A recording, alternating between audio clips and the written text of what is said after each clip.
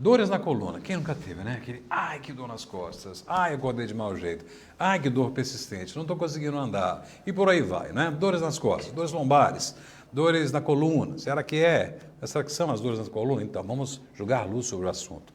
E para isso, nós convidamos uma especialista na área, uma fisioterapeuta, né, que atua não só em Valadares, mas em toda a macro-região leste, especialista mesmo nesse tema, a Silva Schneider, é a fisioterapeuta que é a convidada de hoje do Cuidando de Você, que gentilmente veio de Patinga para atender o nosso convite. Silva, muito obrigado por atender o nosso convite e estar conosco no Cuidando de Você. Ah, que é isso, Márcio, eu que agradeço a oportunidade de falar desse tema que eu vivo e respiro isso o dia inteiro, né? Já tem mais de 15 anos que eu trabalho com isso.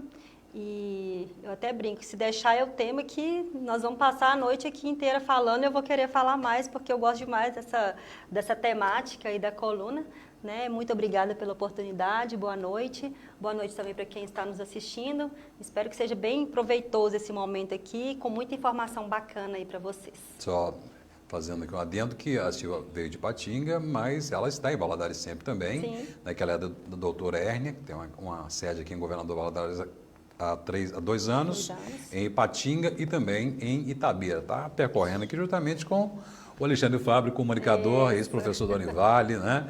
De Valadares, né? Ele é de Valadares, está aqui nos bastidores também, assim como o Marcelo Miguel, nosso colega. Bom, vamos ajustar a coluna aqui, a postura, vamos começar com o programa. Eu já estou de olho, fica de olho. Pode me corrigir. Silvia, vamos falar primeiro sobre a importância da coluna. O que é a coluna? Defina a coluna para a gente na anatomia, na fisiologia humana.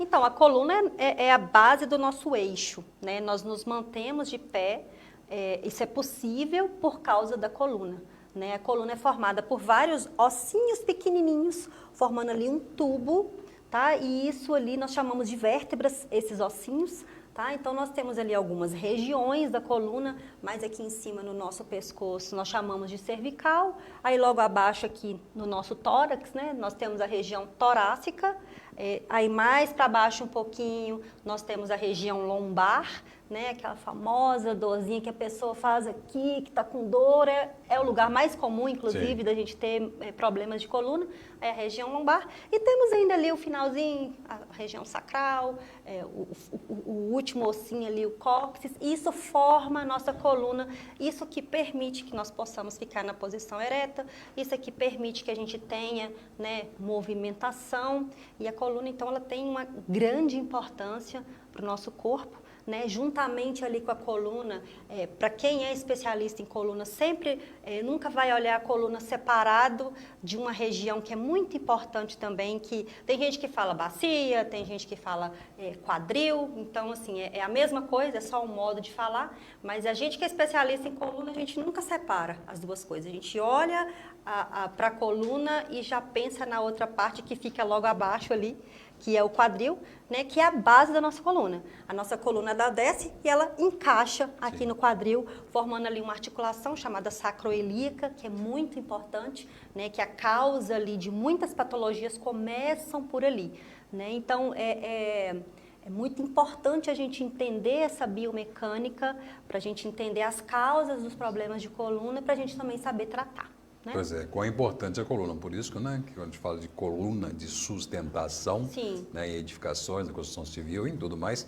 por isso nessa analogia, como que é importante, né, uma coluna, um prédio, sustenta um prédio, daí sustenta o nosso corpo, a nossa coluna. Então, por ser assim, né, quantos problemas podem acontecer assim, ali, né, e quantos cuidados devemos ter? A formação da coluna no feto, por exemplo, se dá a partir de qual idade? Logo no início já é começado a formar ali o tubo neural, e aí à medida que vai sendo formada a parte óssea, juntamente ali com o tubo neural que vai formando a medula, já vai sendo formada ali também a coluna, né? Aí é um processo que, né, tem que ocorrer certinho para não ter alguma patologia genética, né?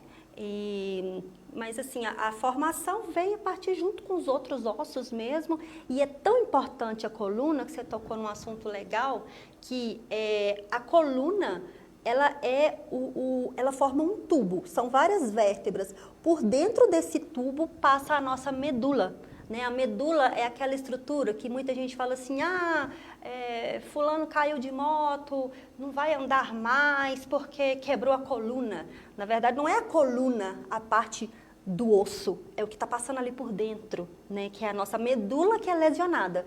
Então, uma das funções da nossa coluna também é formar ali um tubo de proteção para uma estrutura importantíssima que sai de dentro, né, do nosso crânio, desce ali por dentro, né, que é uma parte do sistema nervoso que nós chamamos de sistema nervoso periférico, que é para onde vai, para a periferia, não está concentrado dentro do crânio, né? Então a nossa coluna ela faz esse tubo de proteção ali daquela estrutura e daquela estrutura saem também os nervos que vão fazer a inervação do nosso corpo todo, né? Da ponta do nosso nariz ao dedão do pé. Quem faz a inervação são esses nervos que estão saindo de onde? De dentro ali da coluna, tá? Então é por isso que muita gente tem até medo, nossa, coluna e tal. E a gente tem que ter, assim, cuidados especiais mesmo, porque é uma estrutura que está passando ali muitas estruturas delicadas e que merecem realmente muitos cuidados. Não é só osso, né? Não é só passando osso. por ali, né? Exatamente. Então,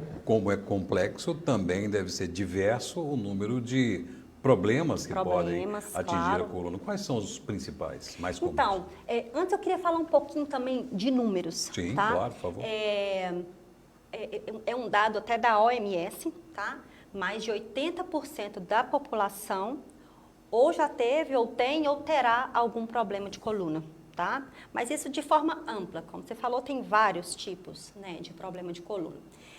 Destes 80%, 30% podem desenvolver alguma patologia mais complexa, mais grave, não ficar só na questão muscular, aquela questão de uma dor ali meio inespecífica, né? Então, 30% pode vir a desenvolver algo um pouco mais complexo e desses 30%, cerca de 17% vão ter uma patologia mais complexa, que é a hérnia de disco, né? Que é uma patologia incapacitante, né? Uma patologia que causa muita dor, causa afastamento de trabalho, causa uma perda gigante na qualidade de vida, né, da pessoa.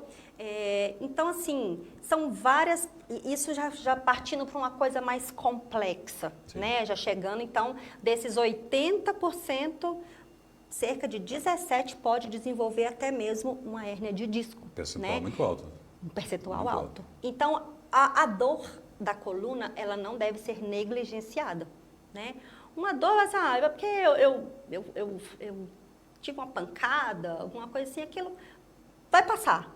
Se não passar, ficar aquela coisa frequente, é algo que merece ser investigado, né? Então, pode ser desde uma lombalgia simples, lombalgia é um termo, né? Lombalgia não é uma patologia específica, é uma dor lombar inespecífica, né? Uma coisa mais simples, né? Pode ser também uma cervicalgia, que é quando a gente pensa, às vezes, só na lombar, né? Sim. Esquece que também tem as dores na cervical, pode ser uma cervicalgia, às vezes causada por uma má postura, às vezes conserta um pouco, melhora a postura, aquilo ali já vai melhorar, né? Tem também as questões posturais, né? Uma escoliose, uma lordose, né? Que já são questões da curvatura da coluna, né? Então, assim, tem questões já voltadas mais para os desgastes, né? Então, tem uma série ali de patologias que podem acometer a coluna. E tem os traumas, né? Tem os traumas, causados por uma queda, né? E aí, às vezes, isso pode até acarretar ali coisas mais graves, né? Tem alguma coisa causada por um acidente, uma queda, então, mas daí já não é uma patologia, foi um trauma específico, né? Nem toda dor nas costas quer dizer que é problema de coluna, mas toda dor que se prolonga e se intensifica, ela deve ser avaliada. Sim, às vezes chega, né, como você já mencionou, eu trabalho numa franquia que chama Doutor Hérnia e chega diversos casos para a gente. Então, a gente chega a casos simples da pessoa que começou a ter uma dor e ela já vai investigar e o tratamento é mais simples, a gente consegue ter uma resolução mais rápida.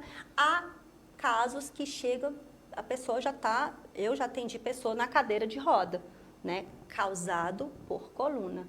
né? Então, assim, às vezes o grau já está tão avançado que a pessoa começa a perder força nas pernas, por exemplo, né? Ou não consegue se manter de pé por causa de uma dor, a gente chama de dor irradiada, né? A dor está aqui na lombar, por exemplo, mas ela não está se limitando ao território mais da dor. O nervo que nasce aqui na lombar, né, que é a famosa dor ciática, Sim, as dói. pessoas conhecem como a dor ciática, né? Ela já está tão intensa que a pessoa ela já não consegue se manter em pé. Eu já fiz várias e várias avaliações que o paciente ele não consegue ficar sentado na cadeira. Eu tenho que falar, não, pode deitar aqui na maca, eu vou lá para perto dele e vou fazendo a avaliação com ele deitado. Ele não consegue mais se manter nem na postura sentada de tão grave que é a dor, né? Então, assim, isso tudo começa... por exemplo, uma hérnia, ela não começa como hérnia. Ela começa com uma dor lá atrás, que às vezes a pessoa vai tapeando aquilo ali, vai tomando os anti-inflamatórios. Que a vizinha né? indicou, né? Aí toma uma dipirona, fica bem. Aí aquilo vai desenvolvendo. E uma hérnia, todos sabem, né? Quer dizer, todos sabem não, né? Mas muitos sabem que é uma patologia evolutiva, ou seja, aquilo vai agravando com o tempo. E se não tratar da forma correta, pode até virar cirúrgico, né? Mais um dado interessante para eu passar, 95% dos pacientes com hérnia de disco podem ser tratados de forma convencional, tá? A cirurgia, a gente deixa reservado para pacientes que já estão num estágio que não tem como mais ser tratado com métodos convencionais. Silvia, falando agora sobre o papel da fisioterapia nesse tratamento, você falou sobre afastamento de trabalho, Sim. sobre a incidência Sim. grande de problemas da coluna. Sim. E a fisioterapia? Qual é o papel da fisioterapia, especificamente debruçando-se sobre os problemas da coluna? Sim. Puxando o gancho aí, a gente estava comentando aqui, né, que é o maior índice a maior causa de afastamento de trabalho de 2023 foi problemas na coluna, né? Dos 5 maiores índices, 3 foram relacionados a problema de coluna e a hérnia de disco foi em primeiro lugar. Então, assim, é um assunto relevante, né? Muita coisa. E os impactos são enormes. Primeiro impacto na pessoa que sente, logicamente, que enfrenta. Para a pessoa, para a família, para a economia, para a saúde pública e por aí vai, né? Então é muito sério isso, muita atenção.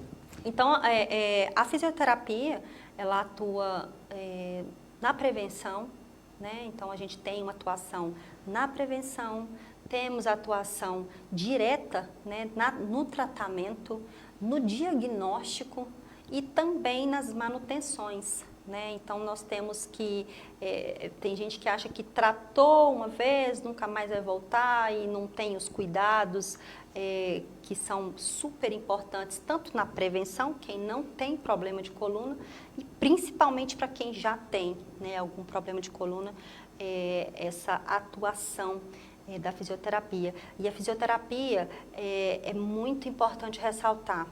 Nós tratamos e temos que, se você tem um problema de coluna, você tem que procurar um tratamento que trata a causa do problema, sabe?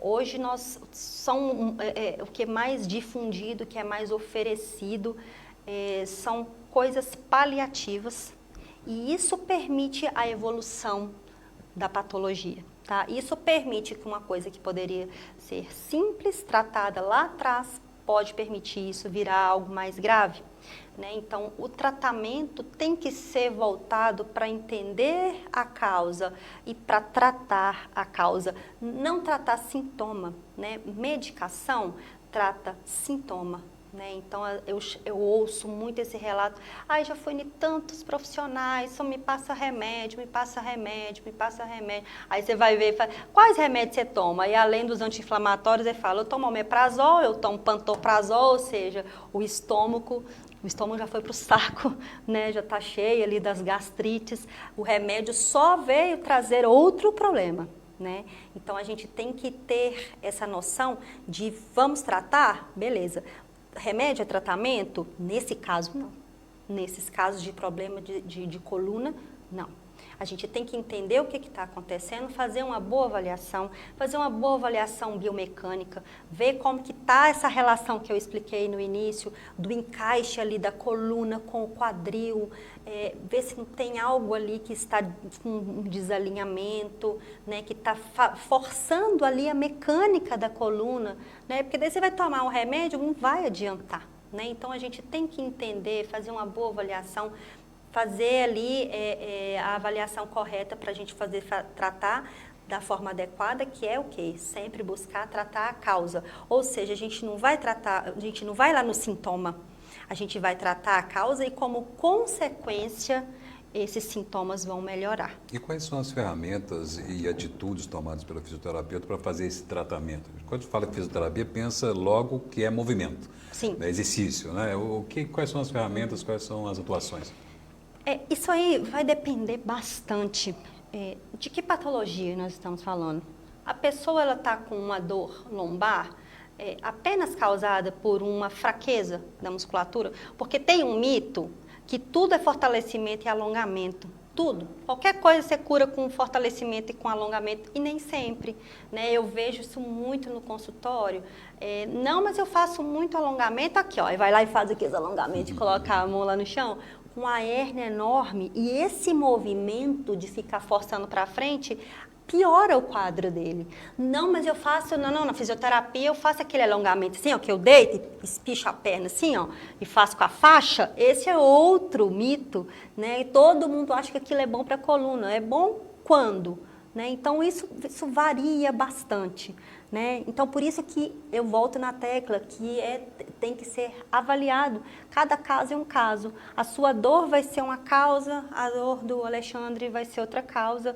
E diante disso que a gente vai poder oferecer um tratamento adequado.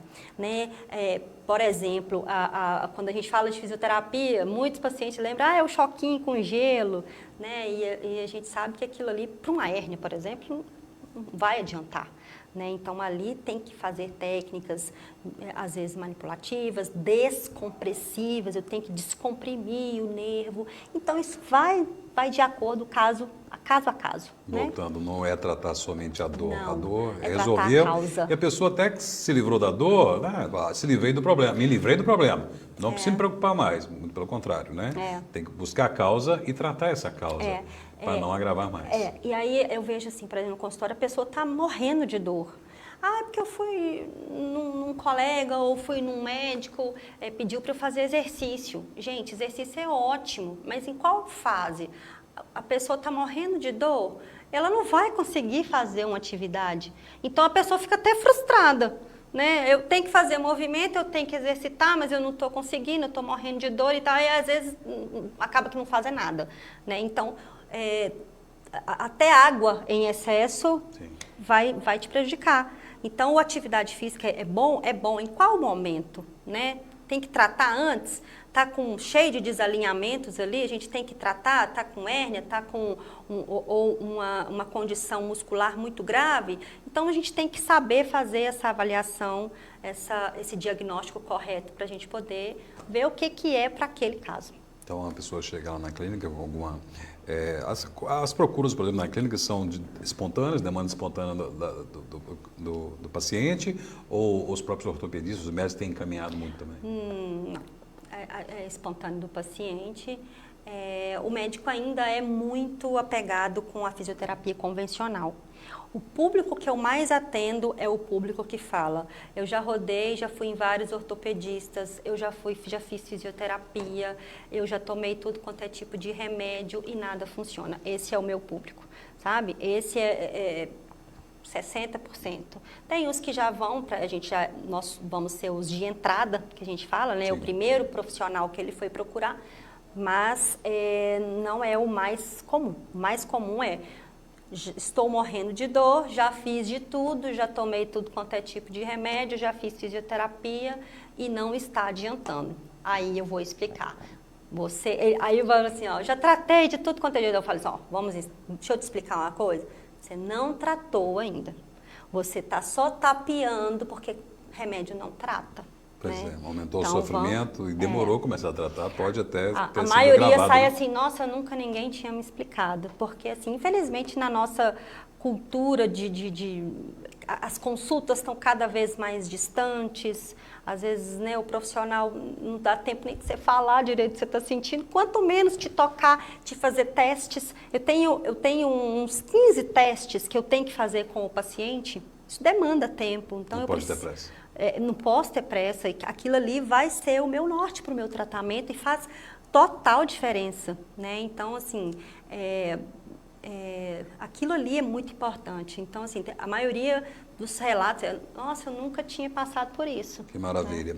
A Silvia vai voltar ao nosso programa, inclusive, né, você sentiu falta de algum assunto específico, né, até já deixo a pauta aberta aqui para o Alexandre, que é responsável por essa ponte, né, que é hérnia, para a gente falar de hérnia.